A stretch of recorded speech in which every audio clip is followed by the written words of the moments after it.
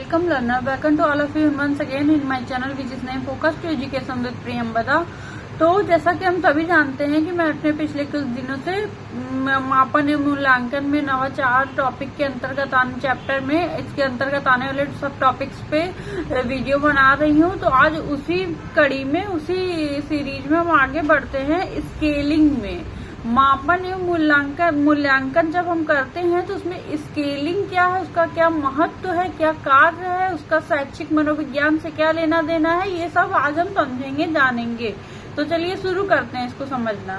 Scaling भिन्न भिन्न परीक्षकों के लिए प्राप्तांकों का अभिप्राय भिन्न भिन्न हो सकता है। जो भिन्न भिन्न परीक्षक हैं उनके लिए जो प्राप्तांक का अभिप्राय भिन्न भिन्न हो सकता है, क्योंकि हर बच्चा इस सब्जेक्ट में पर्टिकुलर सब्जेक्ट में इतने प्राप्तांक पा रहा है, फिर इस पर्टिकुलर सब्जेक्ट में इतने प्राप्तांक पा रहा है। साइंस हो गया, हिस्ट्री हो गया, आर्ट स्ट्रीम हो गया, साइंस स्ट्रीम हो गया, कॉमर्स हो गया।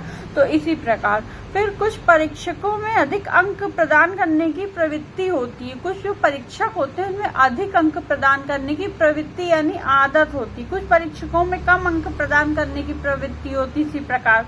तथा कुछ परीक्षकों में औसत स्तर के अंक प्रदान करने की प्रवृत्ति होती है, यानी करना कम या ज्यादा। औसत का मतलब कम या ज्यादा, औसत में सभी को इतना इतना भाग एक समान भाग बांट देना।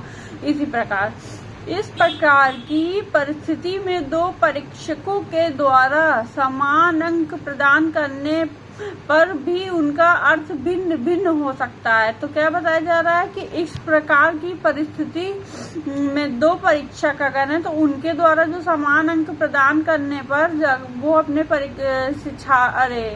शिक्षार्थी को समान अंक प्रदान करें। हिस्ट्री में इतने नंबर मिले मान लीजिए, फिर हमें इकोनॉमिक्स में भी इतने नंबर मिल गए, तो इस प्रकार तो वो भिन्न भिन्न हो सकता है उनके लिए। उदाहरण के लिए कोई परीक्षक 20 से 90 के बीच में अंक प्रदान करता है, दूसरा परीक्षक 10 से 70 के बीच में अंक प्रदान करता है तथा तीसरा परीक्षक 40 से 80 के बीच में अंक प्रदान करता है। तो 55 का प्राप्तांक इन तीनों परीक्षकों के द्वारा प्रदान किए गए 55 प्राप्तांक का अर्थ पृथक पृथक होगा। 55 प्राप्तांक पहले परीक्षक की दृष्टि में औसत छात्र की अभिव्यक्ति होगा, दूसरे परीक्षक की दृष्टि में श्रेष्ठ छात्र की अभिव्यक्ति होगा तथा तीसरे परीक्षक की दृष्टि में कमजोर छात्र की अभिव्यक्ति होगा। तो इसमें ये हमने समझा कि जो परीक्षक अगर हम किसी को 20 से 90 के बीच में दे रहे हैं या 10 से 70 के बीच में दे रहे हैं, तो इस प्रकार कैसे उनका कौन बच्चा कितना श्रेष्ठ है, कितना बुद्धिमान है और कितना उसे मतलब एक औसत नंबर भी प्राप्त कर रहा है, तो वो किस श्रेणी में आता है, किस कैटेगरी में आता है। तो स्केलिंग का हमारा जो है उसे हम आगे समझते हैं कि स्केलिंग से हमारा क्या लेना देना है। मापन एवं मूल्यांकन में एक स्केल बना दी गई। स्केल यानी एक पैमाना, इस पैमाने पे फला स्टूडेंट डिजर्व करते हैं प्राप्तांक फला स्टूडेंट, तो इस प्रकार से हम इसे समझेंगे। फिर स्पष्ट है कि भिन्न भिन्न परीक्षकों के लिए अंक प्रदान करने का मापदंड भिन्न भिन्न हो सकता है। ऐसी स्थिति में विभिन्न परीक्षकों के द्वारा प्रदान किए गए प्राप्तांकों के आधार पर छात्रों की तुलना करना तार्किक दृष्टि से उचित नहीं होगा। तो ऐसी स्थिति में क्या होगा, जो विभिन्न परीक्षक हैं जब वो अंक प्रदान करने के लिए जिनका मापदंड भिन्न भिन्न हो सकता है कि हम किसी को औसत दे रहे हैं, किसी को बराबर दे रहे हैं, किसी को और ज्यादा नंबर दे रहे हैं, इस प्रकार।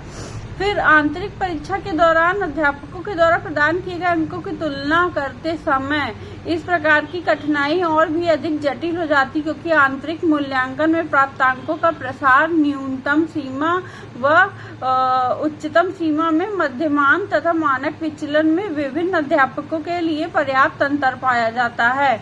यानी यहाँ क्या बताया जा रहा है कि जो आंतरिक परीक्षा है हमारी, इसमें अध्यापकों द्वारा जो छात्र को अंक प्रदान किए गए हैं उनकी तुलना करते समय बहुत ही कठिनाई और भी जटिल हो जाती, क्योंकि आंतरिक मूल्यांकन जो होता है हमारा, जैसे कि हम सेमेस्टर वाइज पढ़ते हैं, हमने पीजी में एडमिशन लिया, मास्टर्स में हमने एमए में एडमिशन लिया, फिर हमारा आंतरिक जो परीक्षा हो रही है यानी हमारा असाइनमेंट हो रहा है, असेसमेंट हो रहा है, प्रेजेंटेशन हो रहा है, फिर जब हमारी सेमेस्टर परीक्षाएं हो रही है तो हमारा एक्सटर्नल एग्जामिनेशन हो रहा है। तो इस प्रकार से तो उसमें बहुत ही उसके माध्यमान यानी उसके मीन तथा उसके मानक विचलन में विभिन्न अध्यापकों के लिए पर्याप्त अंतर पाया जाता है। ग्रेड प्रणाली के ग्रेड प्रणाली के अपनाने से भी यह समस्या समाप्त नहीं हो जाती। मतलब जब हम ग्रेड प्रणाली अपना रहे हैं, ग्रेडिंग सिस्टम का यूज कर रहे हैं कि ग्रेड दे रहे हैं ए में इतने से 10 से 70 तक के बीच बच्चे पाने वाले में ए में आ रहे हैं, फिर बी कैटेगरी में कौन से बच्चे आ रहे हैं, किस प्राप्तांक के तहत पास किए जा रहे हैं, तो इस प्रकार फिर परीक्षक 5 बिंदु ग्रेड प्रणाली में कुछ छात्रों को ए, कुछ को बी, कुछ को सी तथा कुछ को अत्यंत कमजोर छात्रों को डी व एफ देता है। तो उसके लिए औसत ग्रेड बी है, ना कि सी औसत ग्रेड है। इसी प्रकार यदि कोई परीक्षक ग्रेड ए तथा ग्रेड बी को बहुत कम छात्रों को देता है तथा सी डी एफ ग्रेडों की संख्या काफी अधिक होती है या छात्रों को देता है, तो उसके लिए औसत ग्रेड सी के स्थान पर ही डी होगा। स्पष्ट है कि विभिन्न ग्रेड का अभिप्राय उनकी सैद्धांतिक परिभाषा पर पूर्ण रूप निर्भर होकर काफी सीमा तक परीक्षक के अपनाए गए मानदंड पर आधारित होता है। तो मतलब इसमें क्या बताया जा रहा है कि जो विभिन्न प्रकार के ग्रेड होते हैं जो परीक्षक हमें प्रदान करते हैं, स्पष्ट है कि इससे उनका अभिप्राय क्या होता है, सैद्धांतिक परिभाषा पर। यानी जो सिद्धांत किसी ने थ्योरी दी, कोई चीज की थ्योरी हो गई, इंटेलिजेंट की थ्योरी हो गई, लैंग्वेज डेवलपमेंट हो गया, कुछ भी हो गया, पर्सनालिटी की थ्योरी हो गई, इसी प्रकार से हम उनमें भिन्न जगह पे भिन्न क्षेत्रों में उन्हें पढ़ते हैं तथा उनका इस्तेमाल करते हैं।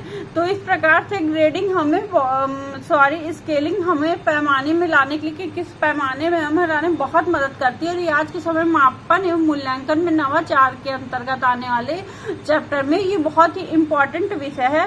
इस वीडियो पे मैं लॉन्ग वीडियो भी आगे चल के बनाऊंगी। फिलहाल अभी समय सीमा इतनी ही है, तो इतने पे ही मैं इसे समाप्त करती हूँ। आशा करती हूँ आपको ये मेरा वीडियो हेल्पफुल लगा हो तो प्लीज मेरे चैनल को सब्सक्राइब कीजिए और बेल आइकन को प्रेस कर दीजिए ताकि मेरे आने वाले वीडियो की नोटिफिकेशन आपको मिलती रहे।